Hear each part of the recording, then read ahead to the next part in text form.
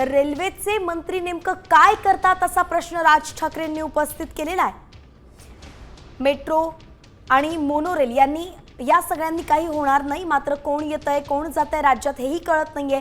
Railway मंत्र्यांचा राजीनामा नेमकं कशाला मागतायत त्यांना प्रश्न विचारा असं राज ठाकरे म्हणालेत। मुंबईतली गर्दी काही नवी नाहीये, प्लॅटफॉर्मवरची गर्दी बघा असं राज ठाकरे म्हणालेत। काय म्हणालेत आपण त्यांच्या शब्दांत ऐकूयात।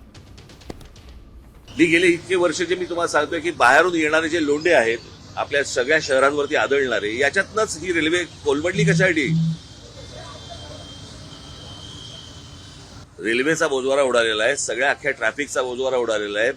लोकांना चालायला फुटपाथ नाहीयेत, ट्रॅफिकसाठी वाहनांसाठी रस्ते नाहीयेत, कोण येतंय कोण जातंय माहिती नाहीये। नुसते तुम्हाला मेट्रो आणि त्या काय ते तुमचे बाकीच्या सगळ्या सोयी सुविधा करतात ना, ते काय मेट्रो आणि काय करतात ते मोनो रेल्वे, ह्याने प्रश्न नाही सुटणार। प्रश्न अहो कसे माणसं राहतील आतमध्ये गुदमरून मरतील, किती गर्दी असेल कल्पना आहे का तुम्हाला? म्हणजे त्याची एक जागा बाबा बाहेर पडण्यासाठी पाहिजे, एक जागा आत जाण्यासाठी पाहिजे, काही नाही। जिथनं बाहेर पडतायत तिथनंच आत जात आहेत। बरं ज्याला उतरायचंय तोच परत पुढच्या स्टेशनवर जातोय।